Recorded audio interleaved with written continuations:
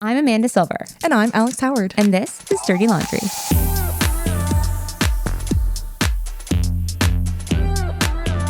Just started watching the latest season of Drive to Survive. How's that? Formula One. What? I've never actually seen a race. You like racing? I do not, in fact, but I loves the drama behind the Drive racing. to Survive is Yes, the name? yes. That's the best name they could think And of. I'm so disappointed that you have not seen it because I just don't anticipated like a the really good debrief with you. What you're unimpressed. What part of me did you think would want to be watching Formula One? The same part of you that I found out goes camping. So, You're right, fine. Fine, you're right. right? You threw me for a loop then. I was optimistic. Fine, you're right. You I might do catch watch me off weird guard. shows, though. I do watch like things that you wouldn't expect. So, Exactly. Oh, it's so good. Please go watch. but can we change the name? I don't think we Drive to can. Survive? I think Netflix is keen on the name they chose. I just think you could do better. Like what? Something else that rhymes with drive. Well, my favorite guy, Right. Gunther, not a driver, but a principal, for the Haas car. What are you talking I'm so invested in this show. What are you And these people. What are you talking He about? has written his own book that this comes out in this season. Mr. Haas. Yeah, well, he's not Haas. This guy, his boss, Gene Haas. And every time I gotta go phone Gene because they're losing.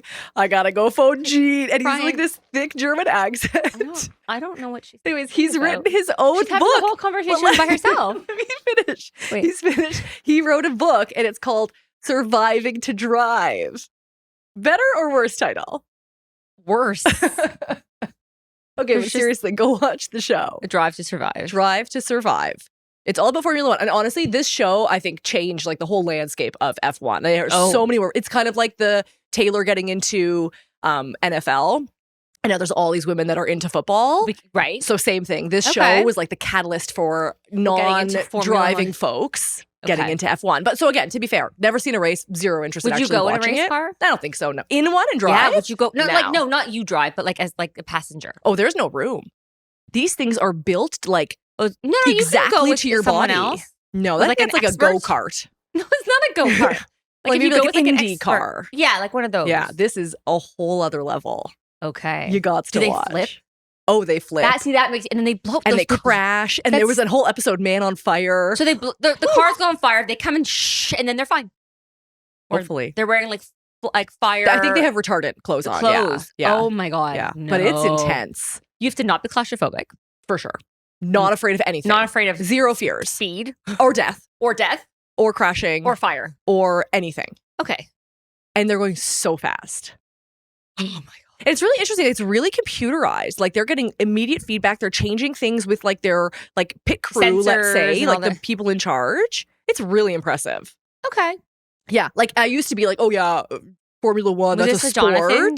Like No, he's never seen it. No. Oh. No, we're not really a car racing family. Like, you know, when they had like the Molson Indy in Toronto, that was like kind of that was cool. But you're like, oh, interesting. it's loud. Now I'm over it. Yeah.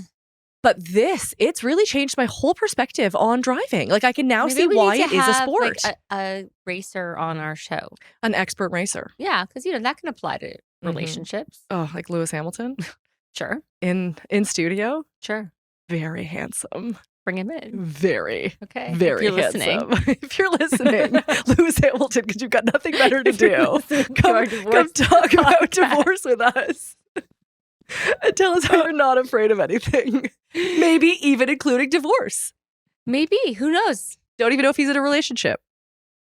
We'll find out. I will Google later. Okay, I'm gonna good. Google it. Keep it posted. How are you recovering from your trip?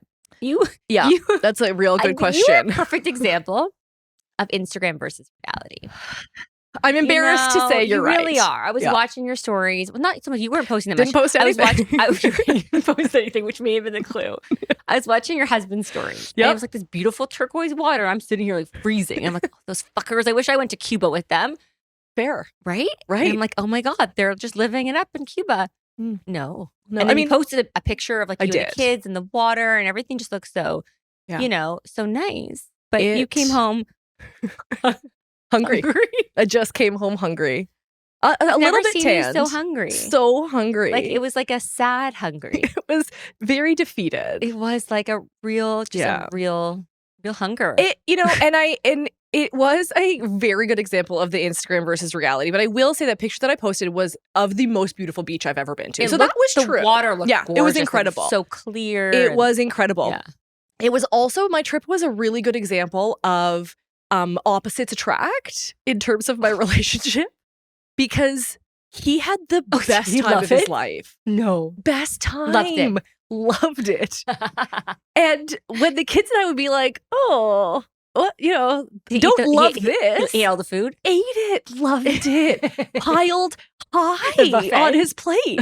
And the kids and I had like a measly couple bites of rice, some dry white bread, a piece of cheese that I don't know how to classify as cheese. I don't know what kind of cow, anemic, starving cow it came from.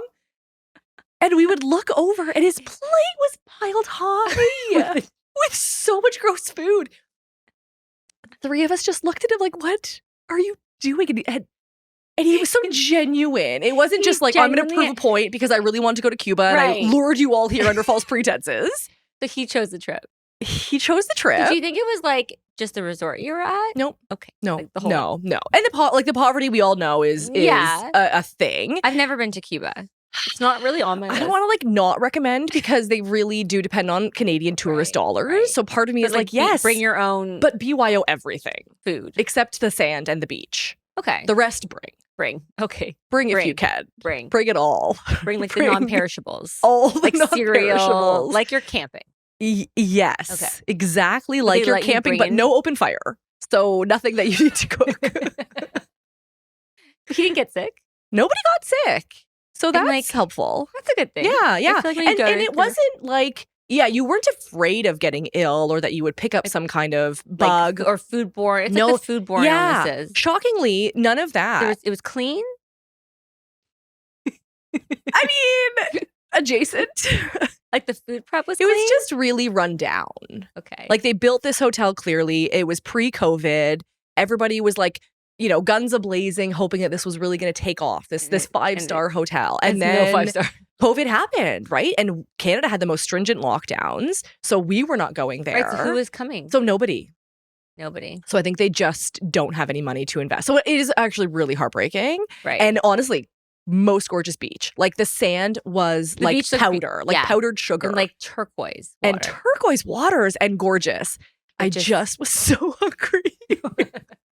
Every day I was so hungry. So hungry. And it's like every day you go back hoping for something different. On the buffet and line. It wasn't. No, it was the same. I had a similar experience in Dominican with my sister last year. It was like an all-inclusive and beautiful. But the resort was beautiful. Like like the rooms, the resort was beautiful, beach stunning. But then you go to the food and we're just like, yeah, and I know you don't go for the food. No, I'd like to eat. But it's nice to have a full belly once a day at minimum. So there was a lot of beer for lunch. I was like, well, that's carbs. Oh, see, and carbonation. To stand straight. Yeah, you'd be cute. We got to do a vacay. We got to do one time together. Oh my DL God. on the road. You'll be in your cute little travel gear, like when we went to our conference. Except we're gonna go somewhere warm. Yeah, with food. Mm-hmm. Ryan, are you in? Yeah. Okay. All right, it's happening. So this is a really fun way of introducing this episode because it's just going to be a you and I episode. Just to get to know us. Yeah. And so based on that intro, you might think, gosh, she's real high maintenance. But I'm not. What, you didn't like a 5-star resort? It was just no 5-star. It was no 5-star resort. But it made me appreciate home. Yes. And how lucky we are to be born in Canada. Sure. Yeah. And even though not a big fan of our politics lately, still waiting for the Eglinton LRT to finish. I'm not. We are lucky. Yes, we're still lucky. Not a fan of the politics out there lately. Yeah, not good. No, not good. Abysmal. In fact, but there are some nice people here. There's 3 of them in this room right now. In fact, and it's not a bad country to get divorced in. Agreed. We have good laws. It's very equitable. Very equitable. Not bad. A bit slow. It's very slow. Which is why we love mediation. Yes. Slightly speedier. Yes. But the laws are there to protect both parties. Exactly. Right? Unlike some other countries that are, not Not. much more patriarchal. Yes. And dictatorial than we are here. So we're very lucky. So we're lucky on that front. But in my vacation in Cuba, in my March break time, there was a lot of like meeting other fellow Canadians. And they're like, oh, you know, what do you do? Where are you from? Like all those basic questions. So it was a lot of me explaining what I do. Oh. And I feel like people don't really know. No, they don't. And our dedicated listeners from the get-go have heard us go on about, you know, what we do and how we do and all that stuff. But we've got a lot of new listeners. We do, which is really exciting. So fun. Yes. So grateful and excited. And that means some new people reach out, you know, as clients from the show, which is really nice. Which is really great. Yeah. And so we want to just kind of explain what we do. Yeah. And maybe why we do it. Yeah. Because it is with any sort of, let's say, service industry kind of job, we are working for clients. And so chemistry is kind of an important thing, right? Building rapport, having trust. We operate, obviously, you know, 100% in confidentiality, but I've gotten questions about like, hey, is this going to appear on your podcast from some of my clients? I know. So So let's talk about that. Yeah. Okay, great. Go for it. Yes. I think that's so important because the goal of this podcast is not to air like our client's dirty laundry. Obviously, we would never do that. But just to, you know, destigmatize and talk about the things that are taboo about divorce that people don't talk about. There's so much. There's so much and there's so many commonalities. Yes. So as much as folks might think, oh, wait, are they talking about me? No, it's just so many people go through the same thing. Yeah, it's so just many people. The divorce is not that unique. It's not. Like it is in many ways. And it's obviously very nuanced and we cater and, you know, customize every agreement. But essentially, there's a lot of similar so themes. You know, whether you're dealing with parenting or you're dealing with infidelity or substance abuse, like a lot of people, or domestic violence, like a lot of people find themselves in the same same boat. And so we share like those nuggets, those generalized bits of information that we quote unquote see from our clients because we see them from more than one. Yeah. And this goal of if we can help normalize that, if we can demonstrate that folks are not alone, then hopefully they don't feel so isolated and like they're on this path, you know, alone and trying to navigate it because you don't need to. Right. And part of what we do is like, and one of the most important parts of what we do is the confidentiality aspect. Yes. And like, I know, like being part of the Jewish community, I work with a lot of, especially women, but also men in my community. Mm-hmm. And so with people that I might see at the grocery store, or at the synagogue, or at school pickup. But being a professional, like I keep that completely separate. Yeah. So, you know, and I'm honored that people trust me enough to come to me and, you know, lay it all out and tell me their deepest, darkest secrets, but I keep it confidential, just like a lawyer would or a doctor would or any other type of professional. Yeah. So, you know, that's... Yeah, it's important to know. It's really important. Yeah. I once saw someone, a client of mine, in the grocery store, and I just pretended like I didn't know them. And eventually they came up to me and they were like, oh, hey, whatever. So they said hi. We obviously kept it very, you know, high level, but I would never go out of my way to reach out. Of course not, and to be like, oh, hey, how are you? See you on Tuesday, you know? Like, but point being, we are incredibly cognizant that the information that is being shared in our office, in our mediation room, is private. And very sensitive. Very sensitive. Very, very sensitive. So if you are planning on working with us or want to or are currently, rest assured your secrets are safe with us and we're not going to air it out. Never. Never. Never. Never. Okay. So let's talk about that out of the way. Now I got that out of the way. That like disclaimer. Yeah. Let's talk about, for those of you that don't really know us or just coming to the show, you know, sort of more recently, our backgrounds, because the two of us come from very different backgrounds and we do similar work with different styles. We do similar work with different styles. And I think, again, going back to what I was saying, like that rapport building, that personality kind of clicking is important. Mm-hmm. Like we can, and I have in you know, sales calls with clients, they've been like, oh, like give me your education background and like your credentials and all this stuff. Okay, cool. I'm happy to do that. Right.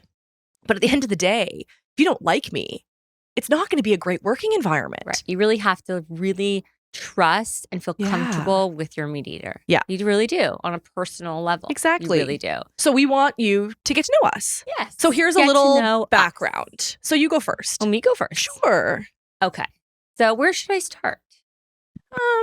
As a child, I wanted to be a mediator in Pizzaville. Yes, as an 8-year-old child, I really wanted to grow up and be like, I want to help people get divorced. Can you imagine? A real Cinderella story. Cinderella? I was hoping you were just going to let that one slide, but no. Anyways, you were saying. But can you imagine as a child wanting to be like, I'm going to be a mediator? Yeah, no, that's not how I came to it. I don't think anybody in our industry comes to it right out of like their first career. It's always like a second career, I think. I agree. Right? I agree. Through life experience, through professional experience, you sort of find yourself in this role. So for me, for those of you that don't know, I started in teaching and education. Taught kindergarten to grade 8, which was, I find it similar to the work that I do now, because it's a lot of like behavior management, right? It's a lot of like being in kindergarten, you're teaching, young little humans how to be respectful, how to deal with anger, how to deal with disappointment, emotional regulation, and what's sort of like acceptable and what's sort of like not, and how to apologize and how to take accountability and all of those things. And then I get into the mediation role, and like, especially with the high conflict, a lot of the same. It's like we need to take time out. We need to like learn how to like control our own emotions. Maybe not name call, all of those things that like, I know. It's the same. It is. But anyways, yes. So was in education for a while, then stay-at-home mom for a couple of years, and then got divorced myself. And through that process, I really saw it all. Yeah. Like everything, divorce related. And I was like, whoa, this is interesting. Sometimes you are sort of forced into a situation and you're forced to educate yourself. Right? It's not something you go out and want to do. Oh, I want to go and learn about family law. That wasn't my intention. It was like, I need to learn about family law. Yeah. Right? I need to know about what child support is, what spouse support is, and what parenting plans Survival, and division. Yeah. I need to know that. Otherwise, you feel like people are making decisions for you and you have no idea what they're talking about. Right. Like, that's how I started. I was like, I have no idea. I don't know what a 4-way meeting is. I don't know what a mediation is. I didn't know what a parenting agreement was. Like nothing. It's a whole new language I was just like, to learn. And people are. I felt like like when you're in when you see like in a hospital where like a patient is lying there and like the doctors are talking. Yes. And that's how it felt. Yes. For me. It was you're like, out of the loop. Yeah, and they were talking a different language I didn't understand. Yeah. So I was like, no. That's not how I operate. I'm like, I need to be fully informed and be like, I gotta have my finger on the pulse. So that turned into me, educating myself. Which turned into representing myself for a period of time for a couple of years, which was really an interesting. I mean, talk about thrown into the deep end. Yeah. Being self-repped. Yeah, sink or swim. Listen, a lot of people self-rep when there's low conflict and there's not a lot of litigation involved. But when you're self-repped and there's litigation involved, that's a whole other animal, right? That's a whole other thing, having to prepare documents, having to go in front of a judge, all of that. So when I went through sort of that process, I was like, you know what? I want to get involved in this. Like I want to make this my career, but I wasn't sure what. So it was actually my brother who said to me, Amanda, you know what? I think you should go into mediation. Amazing. And he's like, he literally sent me the course link. He was like, you should sign up. You should go and do this. And so thank you, Jordan. Yeah.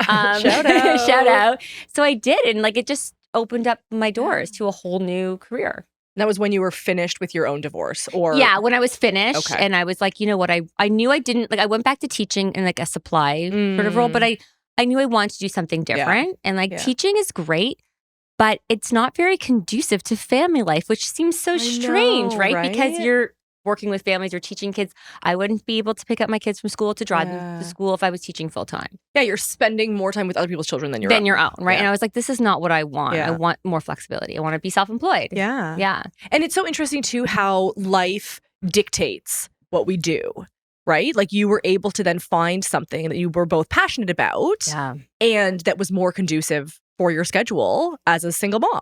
And I feel like now I go back and when I sit with clients, I'm like, I've been there. Yeah. And that to me is like the most precious education you could ever have. Yeah. Which is I've done all that. I've made the mistakes. I know what that looks like in practice. Like, do as I say, not as I did. Totally. Because I can actually sit down and be real and tell you, no, I've done this. Yeah. Learn from my mistakes exactly. instead. I love that. I can help people avoid going to court because it's just not.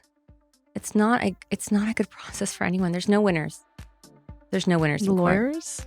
Maybe. Big retainers? Maybe well, that's what they do. And they do get big retainers, but Anyways. But it's good. So then your practice is very much guided by empathy and sort of relating to the struggle that your clients are experiencing. And that's one of the first things I say, like on a sales call, when someone calls me up and they're telling me that they're recently separated or they're considering separation. I'm like, yeah, I tell them right away, I've been through it. Mm-hmm. I've been through it. I was a single mom at 31 with 2 kids, the newborn, like I've been through it. So I really try and relate to them because aside from having all the professional prerequisites and all the education that backs it up, I have the life experience. Yeah. So I think that's so crucial. But then you also have life experience in a different way that also really, I think, helps your clients because, you're a child of divorce and you deal with a lot of relationships and marriages in your other work. So why don't you tell our listeners a little bit about young Alex? Young Alex. So young Alex was 8 when her parents got divorced. And I often share this as a cautionary tale, the what not to do when telling your children you're getting a divorce. And listen, to be fair, I don't know how much of it is misremembered. Right, because you create your own history of your own narrative and you fill in the gaps. And I was obviously quite young. So, if my parents are listening, feel free to correct. But I remember we were sitting around the dining room table having some kind of meal. And my mom said, so your dad and I are getting a divorce. Okay. And we were all like, what does that mean? Of course. Right. And then she said, but first we're going to go on a family trip to Florida to go to Epcot Center or whatever, Disney World kind of knockoff. Disney first, then divorce. Yeah. Okay. So then we got into our minivan. Right then and there? I want to say the next day. Okay. And drove for 24 hours. All of you together. All 6 of us. Oh, right. Yeah, 4 kids, 2 parents. They've just dropped this bomb. And we're off on a family vacay. Maybe this is why I hate vacations. Do you hate Mickey Mouse? From my early childhood trauma. So I really do, when people come to me and they're like, hey, we got to tell the kids. I'm like, okay, don't do it this way. Right. Because that was awful. Awful. And again, it was, the early 90s. So it was a different world. And I'm going to give them the benefit of the doubt. But they didn't have the support to go and speak to a child therapist and how should I do this? Right. I don't think there were mediators back then. No. How should, coming up with a narrative to talk to the kids to get, that didn't happen. There was no positive psychology. No, it was just how you this relate is what's to happening. Children. Yeah. And deal with it. Yeah. So I certainly it was not at 8 where I thought to myself, oh, I'm going to help people do this better. Right. It took a substantial multiple decades later. But kind of similar, actually. I was reminded of something when you were talking about how teaching is very similar to mediation. Yeah. So my previous life was in events, and I owned and operated a venue, did a lot of weddings. Planned a lot of weddings. I now still officiate weddings because I still love the love. But also very similar to mediation. You are dealing with folks in their most emotionally heightened time. Right. Pressure is legit, right? All eyes on them. They're spending a ton of money they may or may not have. Yep. So similar. So many moving pieces, a ton of various professionals that I would have to manage. Yep. And it's a finite amount of time, right? At the end, it's you're over up against and the you're wire, done. kind of. Yeah. It is very similar. So very similar. So you went from wedding planning to divorce planning. Basically. Right? Yeah, because if you think about it, it's this. I had a roster of professionals. Right. You have your florist and your caterer and your photographer, DJ, all the who's and who's. You need to organize. Yep. And then now currently I have child psychiatrists and mortgage specialists and realtors and appraisers and lawyers that I also still, sort of manage, not to mention a heightened emotional state. Lots of money involved. Big life change. Huge life change. It is so similar. Yeah. And also the involvement of family members too. I think it's similar as well, right? A lot of family politics involved. In both. Yeah, it's really interesting. It's really similar. So as much as people think it's a huge segue from one job to the next, a lot of similar kind of job traits and skills and characteristics that You're kind of keeping people afloat during their very chaotic part of their life. I'm a little bit of the calm in the storm. Wow. So kind of. Yeah. And I think, as you said, a lot of people do go into this as a second career. And it is that life experience that makes us judgment-free, that makes us empathetic, that makes us relate. Like it is such a relationship that people forge with their mediators. It is. And I really can't kind of stress enough that it has to be the right fit. It's so important. We do such an important job, and we support people through the most, tumultuous thing that they're going to have to do.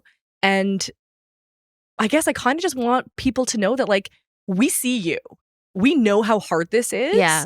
And yes, I might still be married, but like, I get it. You get it. I get it. Yeah. Grieving the loss, the transitions, like there is so much emotion. Yeah. And so much learning a new language. Oh my And goodness. so the one thing, I guess, as well, almost as like a bit of a cautionary tale, is use a mediator, right? Like, you don't need to do it alone. You don't need to do it alone, and you don't only need to do it with a high-priced lawyer. And so that's the thing. I think a lot of people use or think. Yeah. I think they think, and I even see on like the Facebook groups, I'm separated, I need a lawyer. And I get it, right? I get it. They need to, of course, you need legal advice and you need to, but you don't need your lawyer to be your divorce planner. You don't need your lawyer to organize all the professionals. Exactly. It's just going to cost you so much money. Yeah. You know, and you don't get to know them and spend as much time with them as you do with your mediator. Like we really get to know, our clients and their families and all the dynamics because we have the time to give to them. We give the time. Yeah. We are less expensive, which means they can afford the time. They can afford the time, right? And because we have such a 360 view of the process as a whole, we can have a sort of overarching, advisory kind of role. Even before separation. So I've done it, and I know you're doing a file right now, a reconciliation file.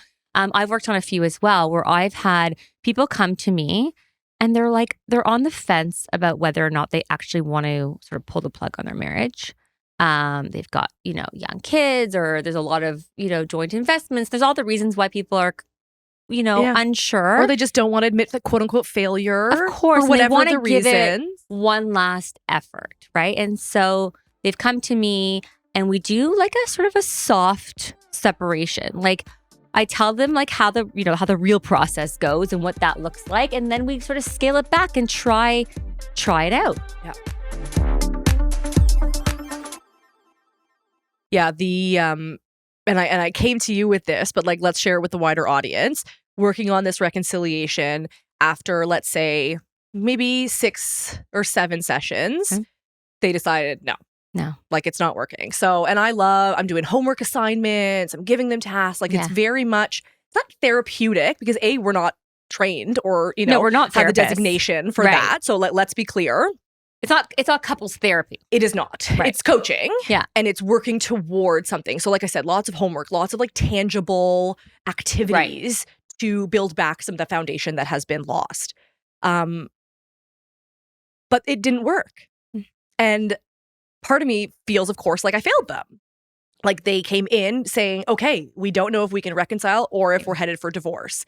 And I guess maybe the optimistic, the Pollyanna inside of me was hoping like, get one that would, reconcile under your belt or something like that. But since they made that decision, since my, feeling like a complete and utter failure, again, imposter syndrome and all those fun things that, we deal with, now being on the flip side, now building their draft agreement, I'm realizing that no, I did not, in fact, fail them. I gave them the opportunity to try one last time and then enter, in my opinion, the most beautiful process that helps you untangle your lives together in a supportive, an already familiar environment. It was so foundational for them to be able to now build this agreement together and hopefully co-parent well together. Because they've worked with someone who already has been there. Yeah. And somebody who gets the divorce side. Right. So it wasn't me just being like, no, but there's love. We can do this. It's like, there is love. And guess what? Sometimes love is not enough. And so here's what this looks like. Yeah. Here's your reality check. And my understanding, and I obviously don't want to put words in anyone's mouth, but they're at peace with it. Right. Because they know they did everything that they could. It provided like a closure to the relationship. Yes, closure. It was closure. Exactly. That's what they got. Exactly. Yeah. And now they're 100% confident in this decision, and they both are. I know this sounds morbid, but it's kind of like an end of life plan. A little bit. Right? Where it's like someone is you know, they're going to pass and it's happening. Yeah. And it's like you want to make them as comfortable as possible and like do it as, you know, maybe not pull the plug so quickly, but like slowly. And it's kind of like a palliative care situation with the marriage. Like, all we can do is make you comfortable. And like, and that's what we're going to do. Ease you into this separation. Ease into it, not just jump into it. Right? Exactly. And you can't do that with lawyers. It's like, no. You can't. No. You can't ease in. It's once the lawyers are involved and they're sending letters, things are happening. Yeah. And it's escalating. Yeah. And So we do reconciliation. Yeah. We do full mediation. So what does full mediation look like in your practice? So I think it's very similar to yours, and I know, and we also mediate together. Which sure we'll do. Talk about. We'll get to that. Oh my god, that's our most favorite. Our favorite is the dirty laundry divorce. But what does mediation look like in my practice? So it's different depending on obviously the file. Some people come to me and they just have one issue that they need to discuss. Right, so it's choice of school. They're a couple years out. They've done everything else. This is the last issue. So for that, we do more of like a limited service where it's just that one issue. But other times it's like a full, you know, comprehensive agreement, like child support, parenting, spousal support, property. So it's a big project. Yeah. And it can take many months. And people always ask me, well, how long? How many hours? How many hours? There's really, I've had clients who come to me and they're like, they've agreed on everything. Yeah. They're so like low conflict and we get it all done in an afternoon. Totally. And then those are rare though, to be clear. Those are rare, right. But they've had a lot of communication. They've had a lot of discussion about it. They, you know, they're not interested in, you know, there's no vindictiveness, right? They're not punishing. They're not. Yeah, they've gone over the emotional part of it, I think. And then there's others where it's like they can't agree on anything, and it's a long process. But we get there. We do. We do get there because we support them getting there. And the alternative isn't great. You know, I've had some files, especially, you know, I do court connected mediation where they have court dates set. Yeah. And they're up against You're up against the clock. You are. And they're like, well, if we don't settle in mediation, someone else is going to choose for us. Which really takes away, in my opinion, the spirit of mediation. Right? The whole thing is that it's voluntary. There's not a race against time. Right. You can take as much time as you need to resolve things. Yeah. So in many ways, it's kind of seems a bit antithetical to what it is that is like fundamentally the way we practice. Right. But then in other instances, I'm like, okay, but the alternative is so much worse. Or sometimes it's necessary. Yeah. Sometimes it's if people are lollygagging. Yeah. If you someone just dragging their feet, they won't, you know, give financial disclosure. They haven't come to terms with it. They won't make any decisions. Yeah. Then sometimes you need to sort of light that fire a little bit. So and I often say in our sort of like first joint session. So, you know, we meet with each party one-on-one first, get all that behind the scenes stuff, confidentiality, you know, making sure that there is open dialogue, mediator and client. But the first joint session, I always say, listen, you might not like me. Yeah. There will be moments that I'm going to push you. Yeah. Because that's my job. Right. And so as much as I'm talking about this like beautiful symbiotic relationship, it is, but it's like any kind of, let's say like a personal trainer. Like I'm going to make you uncomfortable because I have high expectations of what you can accomplish. Yeah. And so, we don't, you know, leave each session holding hands in a kumbaya fashion, but we get the job done. Yeah. And we do it in a supportive way. And we support both. So there's some sessions where one person might think, okay, well, she was really, you know, on my side today. Well, she was really on his side today. And it's no, I'm trying to get you both. We're on the side of the kids, typically. Right. I'm trying to find common ground. And that might mean you need to make concessions and you need to make concessions, but it's uncomfortable. Yeah. It's, you know, no pain, no gain. Exactly. And it's like, we're trying to do it with the least pain possible. So for those listening and debating, let's say working with us or working with a mediator, but obviously choose us, a full separation agreement draft, of course, because you'll still take it to your lawyer, is really 4 parts. Yes. And so we can do all or we can section off. Yeah. And I think it's important to know, like what you were saying, even if there's just one issue that you need support with, yes, come on by. Yeah. if it's just a parenting plan, if it's just division of assets, right. like whatever that looks like, there are mediators out there who only do sections. Yeah. I like doing it all. But sometimes, like, I've had clients who come to me, they have a separation agreement. They've signed it 3 years ago. And now they have an issue, like a school or child support variation. Definitely. And so they need to come to me because they don't want to go it's into, they don't want to go to court. And, I often also will say to my clients, listen, if you can't agree, there's other alternatives. Like I can refer you to an arbitrator. If that's something that, if there's no movement. Yeah. But at least come and try and see if there's some common ground.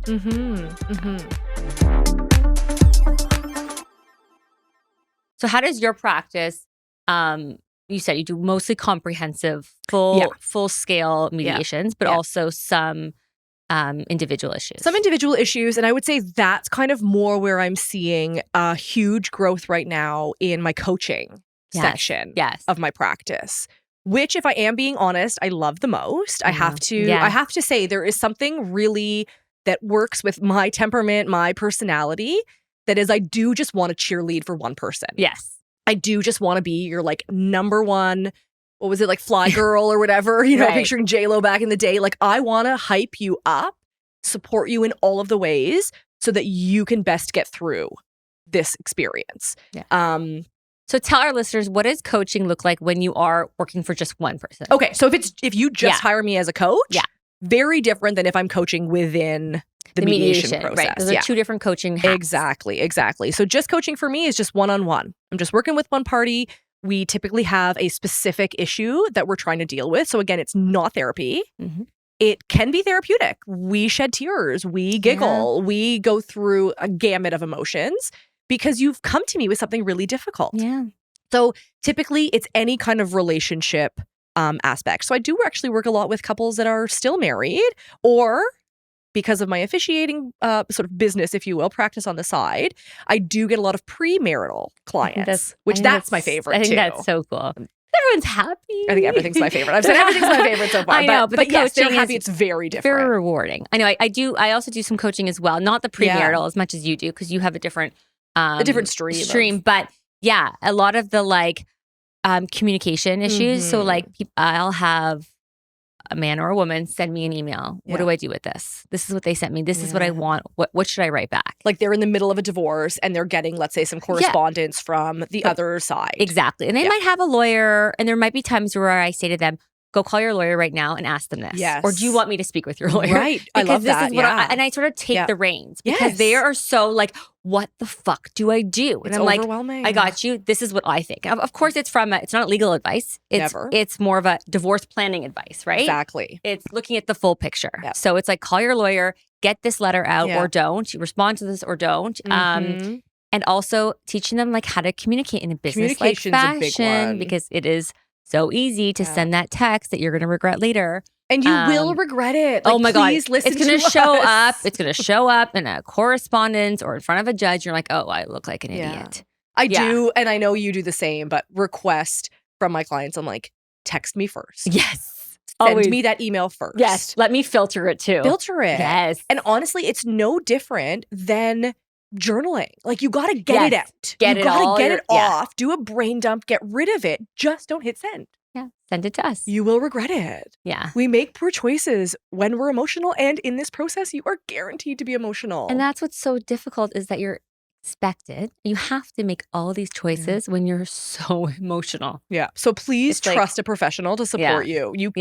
You cannot and do not need to do it alone. No. There really is no need. Yeah. So that's coaching. But what I wanted to say, lastly, about coaching, again, my favorite thing, is when you and I are on a file together. Oh my God.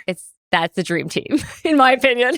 It's the most fun you can have when divorcing, to be perfectly honest. But one thing that is an added bonus of co-mediating with you is that we can then do mid-mediation coaching. Yes. And we each take a party. Yeah. So you are biasedly supporting one person.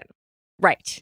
So holistically, we're of course impartial and we're looking out for the greater good. It's the greater good. But in the one-on-ones, we can actually get to the needs, right? Get to the root issues where somebody is stuck, right? We typically see this when they're at impasse. Right. They cannot budge on whatever this issue is. Neither party is willing to compromise. And we get to pull them out and pull them aside and kind of take down that veneer and just say, okay, what the fuck is actually going on? Yes. What is the root behind this? Like, what is your trigger? Right. Why are you getting so upset or so stuck on this one thing? And sometimes there's outside influences that they don't want to share with their spouse, right? Like they have a new relationship, or they have a child from another relationship, and there's issues with that child. They don't want to discuss it with this relationship.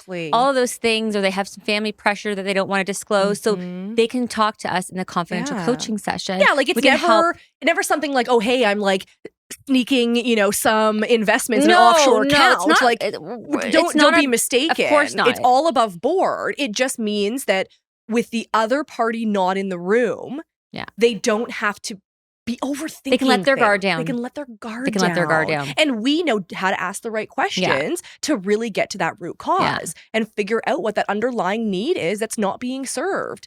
Because often, I always love this orange anecdote. I'm sure you heard this one in school, and maybe I've already said it on the pod. With the peel? Yes. Yeah. So these two people are fighting over an orange. There's only one orange. And they think, okay, well, I guess we can just cut it in half and you take half an orange and I take half an orange. Well, upon further questioning and getting to that root cause, it turns out one needs the juice of the whole orange for their baking extravaganza, and the other one wants the whole peel. Yeah, the so zest. When they actually talk and they get to the root of what their needs are, they were actually able to find a compromise that worked way better than just this sort of, 50-50. So split in half. So trust the expert, trust Amanda and I to be that sort of push to get you to really look inwards and figure out what's going on. Yeah. And that's what gets you through impasse. That's what gets you over resentment. That's what gets you over vindictiveness, is you can actually look inwards and go, oh, yeah, I see what's happening here. Yeah. I'm really upset about this one item because it has, sentimental values or what have you. And the other person is like, oh, I actually don't care. I just thought it was cool. Whatever that looks like. Or I just wanted it because you wanted it, or, sure. Sort of the kindergarten mentality. That's when the kindergarten teacher comes back. But it's also nice when we do co-mediate is that we take turns with different issues. Yes. Which is so nice to sort of have both of us. And we have different ideas. We have different options, different. We might give different parenting options or financial considerations or just different alternatives. Yeah. Because that's the beautiful thing about mediation. It's not really set in stone. You can be creative. You can be so creative. You can discuss things in a out of the box kind of way and come up with something that works specifically for your family. Yeah. And it might not be something that a judge would have thought of and ordered. In your case, it might be so nuanced. Right. We can get to that. Yeah. Because we spend the time to really understand the needs of our clients. Yeah. And it's not even just that is mediation. That is it in a nutshell. That's really what it is. It's creating a very creative, personalized plan for you and your family. Exactly. That you're not going to get in court. That you just simply won't. So that's okay. So we've talked about mediation. Yes. We've talked about coaching. Reconciliation. Yeah. We've talked about standard mediation and our coaching. What else? What else should our listeners know about, the A-team? The A-team is the winningest of all A-teams. I think really the key as we wrap up is just to remind people that we are multifaceted. So if you have a question, please reach out. Yes. There's no fees for reaching out. No. Both of us offer a complimentary call. So if you just have a couple of cues and you aren't sure where to begin, don't be shy. Yeah. This is not, and like we always say, the lawyers have a place and we are so grateful to work with them. And we're grateful to them. But we offer something different. Yeah. And the point of that means really customized, personal approach. And it's not going to cost you 50 G's to just sit down with us and have an hour or two of coaching that helps you get through the process. Or just maybe give you some direction. Yeah. Just give you some direction and help you sort of, and just translate some of what's going on, because it really is like a different language. And listen, you didn't plan your wedding by yourself, so why should you plan your divorce? Exactly. Use your divorce planner. Right? I mean, there's just so many moving parts. I'm going to change my resume to there include you go. divorce planner. Divorce planner. Yeah, there you go. Yeah. So reach out if you need us. Reach out. We're here. And yeah, we appreciate, all of the DMs and the messages that do come in. So if you want the A-team to co-mediate your divorce, call us. Call us, yeah. Actually, don't call me. Call Amanda. I hate answering the phone. Email us or GM us. Exactly. Yeah. Thank you for listening to Dirty Laundry, and we will see you next week. This episode was written and created by Alex Howard and Amanda Silver. Produced, edited, and engineered by RTF Productions. Make sure to rate and review our show if you loved it, and give us a follow on Apple Podcasts, Spotify, or wherever you stream your podcast to stay up to date on all upcoming episodes. Thanks for listening, and go easy on us. We're not your ex.